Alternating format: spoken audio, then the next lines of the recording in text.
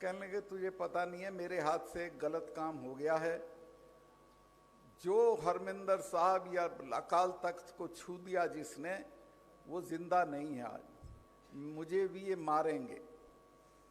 और वही हुआ, वो मारी गई। फिर जनरल वैद्य मारे गए, और आपके लोगों ने तो लंदन तक जाके डायर को मारा, सैंडर्स मारा। तो ये मैं कहा भूलते नहीं हैं इनसे जिस कौम से लड़ो पहले जान लो किससे लड़ रहे हो।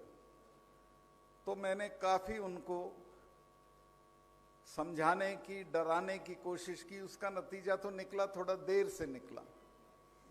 एक शेर है कुमार बाराबंकी का कि कयामत यकीनन करीब आ गई है, खुमार अब तो मस्जिद में जाने लगे हैं। अब मोदी जी गुरुद्वारे गुरुद्वारे घूम रहे हैं और बुला बुला के बात कर रहे हैं। लाल किले पे भी सर पे कपड़ा बांध के बैठ गए थे। तो मैं कहा साहब ये पहले से कर लेते तो हमारे 700 लोग नहीं मरते। मैंने कहा 700 लोग शहीद हो गए, और कोई कुतिया भी मरती है तो आपके यहाँ से शोक संदेश जाता है। कुछ नहीं आपने कहा, ना पार्लियामेंट ने कुछ कहा। तो इतना नहीं इग्नोर करना चाहिए इन लोगों को। तो उनकी समझ में आया, माफी भी मांगी और वो कानून भी वापस लिए। लेकिन अभी भी प्रेस यहाँ हो तो मैं कह सकता हूं कि अभी भी ईमानदारी नहीं है सरकार के रुख में। ना तो एमएसपी पे कुछ किया है, ना जो मुकदमे थे वो खत्म किए हैं, ना जो ये लोग लाल किले पे बच्चे चढ़े थे ना इनको छोड़ा है, ना मुकदमे खत्म किए हैं। बल्कि मैंने तो कई जगह ये कहा कि लाल किले पे अगर किसी को चढ़ने का हक है तो मैं मानता हूं कि वो प्रधानमंत्री का हक है, लेकिन उसके बाद अगर किसी का हक है तो सिखों का हक है, क्योंकि उनके गुरु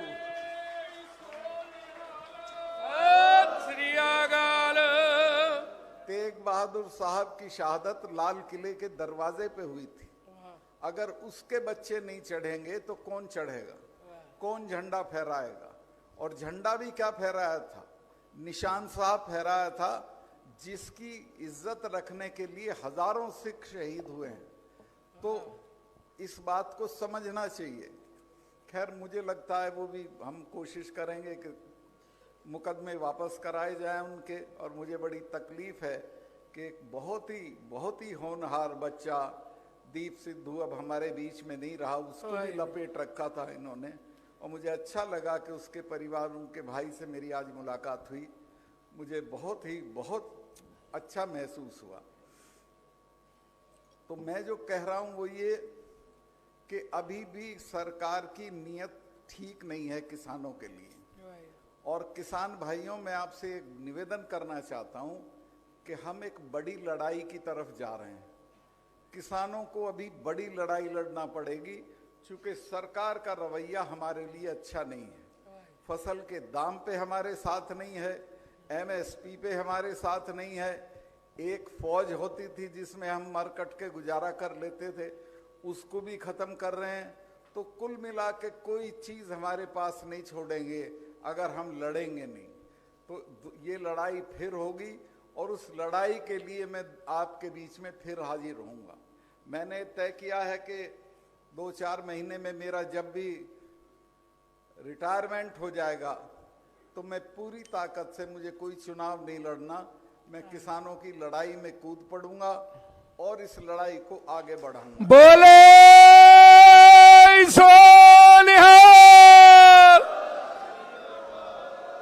मलक साहब, संघर्ष करो, हम तुम्हारे साथ हैं। जितने इस देश में जितनी शहादत हुई, मैं कल रास्ते में एक बहुत अच्छा वो बनाया है जंग आज़ादी का मोन्यूमेंट, तो डीएम ने कहा कि साहब देख के जाइए। मैं चला गया वहां, तो जितने काला पानी की सजा में थे सबसे ज्यादा सिख थे। शहादत में सबसे ज्यादा सिख थे, फांसी जिनको तोड़ी गई सबसे ज्यादा सिखों को तोड़ी गई, और देश के इतिहास में उनको जो जगह मिलनी चाहिए थी वो नहीं मिली है, उसको हम छीन के लेंगे। जगारे के जावे ने हालो जावे शहीदां ਸਿੰਘਾਂ ਦੇ ਮਨ ਨੂੰ ਭਾਵੇ। ਸਤਿ ਸ੍ਰੀ ਅਕਾਲ।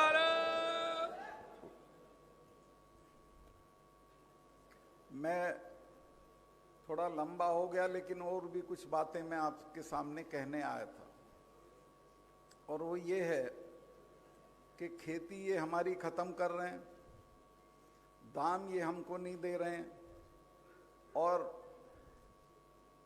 हमारे बच्चों को रोजगार नहीं दे रहे हैं, महंगाई बढ़ा रहे हैं। तो अब हमको ये सोचना पड़ेगा कि हम तरक्की कैसे करें। हमारे पास रियासतें नहीं हैं, महल नहीं है कि हम उनमें होटल खोल देंगे, कुछ नहीं है। सिर्फ एक चीज बचती है और वो है तालीम।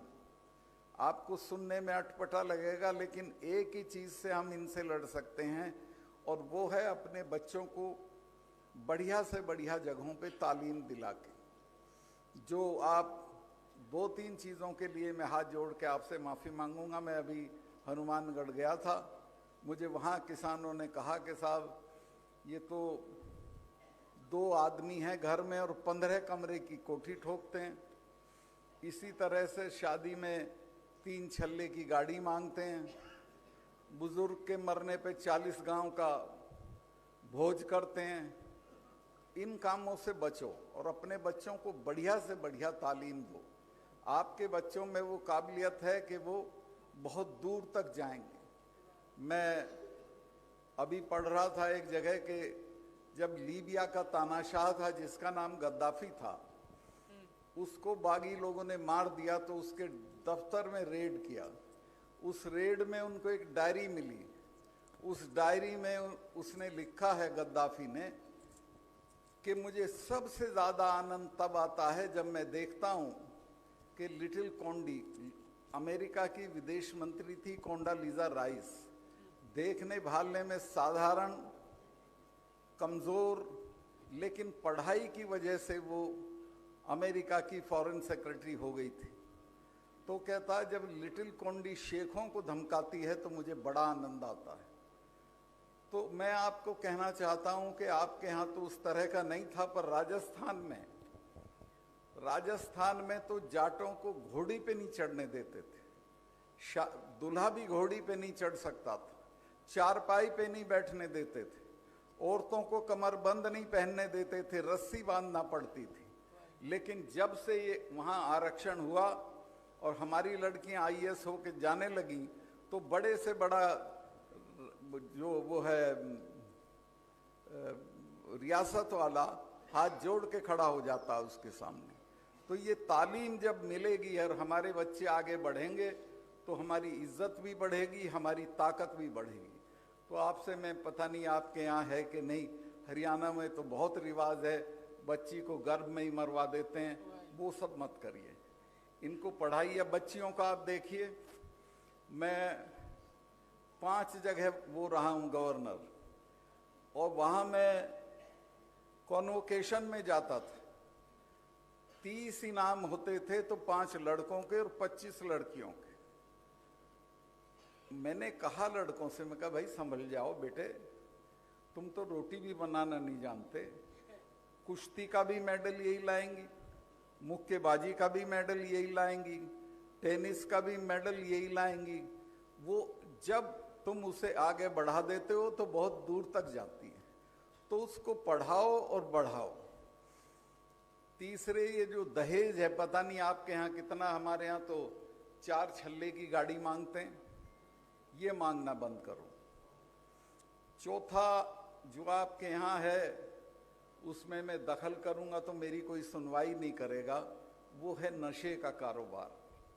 इस पे आप सख्ती से निपटिए।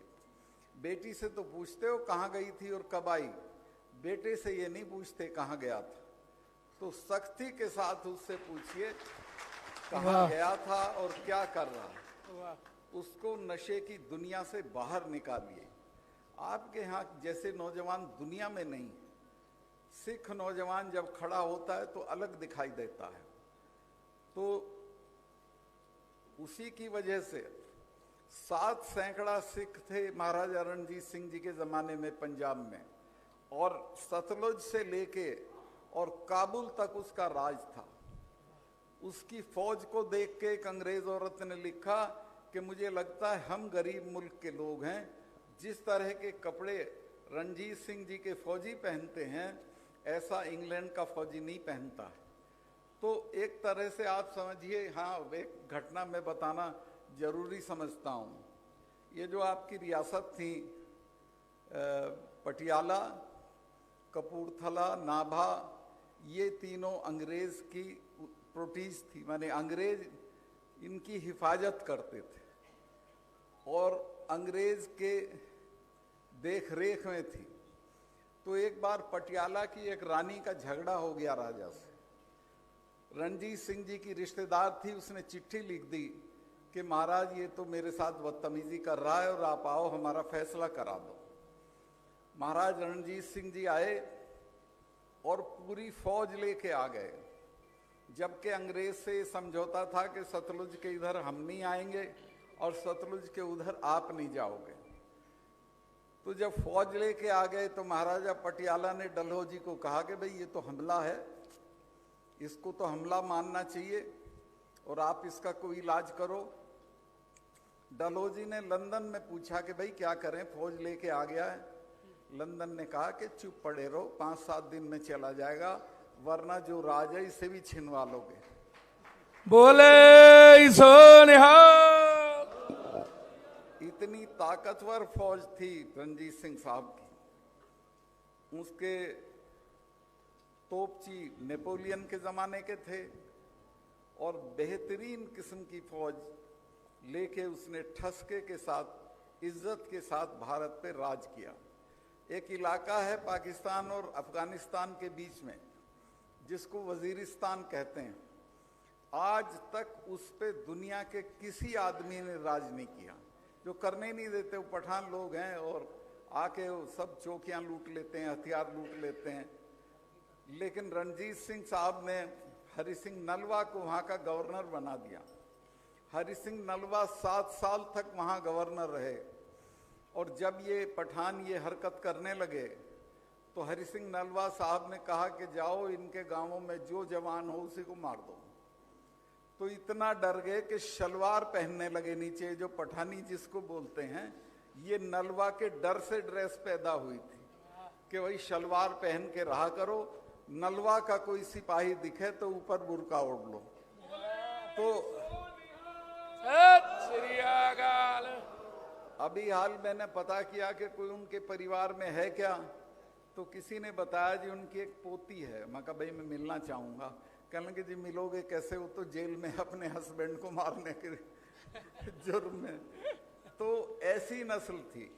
रणजीत सिंह साहब एक बार गए हुए थे शिकार खेलने और शेर ने हमला किया, उन्होंने तलवार मारी, तलवार उनके हाथ से छूट गई। उनके बराबर में थे नलवा। नलवा ने देखा कि अब शेर दोबारा हमला करेगा और महाराज को गिरा देगा घोड़े से, तो अपने घोड़े से कूद के और शेर की तरफ लपके। तो नलवा पे जब शेर ने हमला किया तो उसने दोनों हाथ पकड़ के शेर के ऐसे तोड़ दिए थे, तब उसका नाम नलवा पड़ा था। तो इस धरती पे कैसे कैसे लोग पैदा हुए हैं। मैं उसमें था कश्मीर में, अभी एक फिल्म आई है, बहुत लोग कहते हैं ये फिल्म देख लो, वो देख लो, कश्मीर फाइल्स देख लो। मैं कहा भाई मैं तो वहाँ होके आया हूँ। कल ही वो दिन था जब 370 हटाई थी हमने, तो मैं कहा मैं तो वहाँ होके आया हूँ। वहाँ एक इलाका है आपका छत्तीस सिंहपुरा उसे बोलते हैं, तो 36 सिखों के गांव हैं वहाँ। तो टेररिस्ट ने एक रात में आके 15-20 लोगों का मर्डर कर दिया। हाहाकार हो गया, सारे देश के सिख सब संगतें सब हमदर्दी में गए और कहा कि चलो यहाँ से। उन्होंने कहा कैसे चले जाएंगे, हम यहीं रहेंगे। और ये घोषणा कर दी कि हम यहाँ रहेंगे, कहीं नहीं जाएंगे। आज सब ने हथियार ले लिए, आज तक टेररिस्ट उनके गांव में नहीं घुसा है। वो मुझे मिलने आए थे और उन्होंने कहा कि गवर्नर साहब एक ही मेहरबानी चाहिए, हमारी बच्चियां इनके गांव के बीच से जाती हैं पढ़ने के लिए, हमको एक लड़कियों का डिग्री कॉलेज दे दीजिए और यहाँ दे दीजिए। मैंने 5 मिनट में वो डिग्री कॉलेज उनको दे दिया जो बन गया है। लेकिन वो कश्मीरी ब्राह्मणों की तरह छोड़ के नहीं भगे, डट के। ये तो बहुत तादाद में थे, अगर ये डट जाते तो 2 आदमी इनके मरते तो एक उनका भी मरता और फिर लड़ाई बंद हो जाती। खैर वहां सिखों ने कमाल करके दिखाया और आज छत्तीसिंहपुरा लोग देखने जाते हैं कैसे लोग हैं। इसके अलावा मैंने 1 साल में 44 कॉलेज दिए, 4 मेडिकल कॉलेज दिए, और जाट और सिख जब भी मेरे से मिलने आते थे तो छूटते ही कहते थे रणजीत सिंह के बाद हमारा आदमी आया, क्योंकि महाराज का भी वहां शासन रहा था। बोले सो निहाल। उन्होंने जहां जहां कॉलेज मांगे मैंने कॉलेज दे दिए, और आज ये हालत है। हाँ, बॉर्डर के साथ इनके गांव पड़ते हैं, तो वहां जो हमला होता था पाकिस्तान की तरफ से, टेररिस्ट इधर उधर से आ जाते थे, तो वो उसका सबसे ज्यादा जो दबाव पड़ता था सिखों पे, जाटों पे, और ये जो गुजर लोग हैं पशुपालन करते हैं। तो मैंने ये कर दिया कि बॉर्डर के 10 किलोमीटर तक सबको आरक्षण कर दिया, सबको रिजर्वेशन कर दिया, और आज सबके बच्चे वो आरक्षण ले रहे हैं। तो मैं जो कहना चाहता हूं वो ये है कि अपने बच्चों को तालीम की आदत डालिए, बढ़िया से बढ़िया जगहों पे। यहाँ तो पहले बहुत अच्छे कॉलेज थे, बेसिकली तो लाहौर में थे या अमृतसर में थे। अब पता नहीं आप लोग कॉलेज बना रहे हैं कि नहीं बना रहे हैं प्राइवेट, लेकिन बजाय बड़ी हवेलियों के कॉलेज बनाइए, बच्चों को बढ़िया जगह पे पढ़ने भेजिए। और अगर मुल्क में फिर किसानों, फिर क्या 100% किसानों की लड़ाई आपके सर पे आने वाली है, उस लड़ाई के लिए तैयार रहिए। और मैं तो सब कुछ छोड़ के आपके साथ चलाऊंगा और किसी भी कीमत पे मुंह नहीं मोड़ूंगा। बोले सो निहाल। मैं बहुत आभारी हूं, यहाँ बाबा साहब लोगों का आशीर्वाद मिल गया, शहीदों के परिवार से मिलना हो गया, और उनसे मिलना ऐसा है जैसे आप हरिद्वार हो आए, स्नान कर आए। तो मेरा तो जीवन सफल हो गया यहाँ आके। लेकिन मैं ये कहूँगा यहाँ जत्थेदारियों को, बाकी लोगों को, कि आप जहाँ मुझे बुलाओगे मैं आऊँगा। मुझे अब कोई काम नहीं है, बच्चा बड़ा हो गया है, मुझे किसी तरह का लोभ लालच, चुनाव बिल्कुल नहीं लड़ूंगा किसी के भी कहने से, और मैं पूरी तरह किसान आंदोलन के साथ खड़ा रहूंगा आगे भी। तो मैं काफी वक्त आपका ले लिया, आप साहिबान के दर्शन करके मुझे वाकई ऐसा लग रहा है कि जैसे मैं किसी तीर्थ से वापस जा रहा हूं। बहुत बहुत शुक्रिया, बहुत बहुत मेहरबानी। बोले सो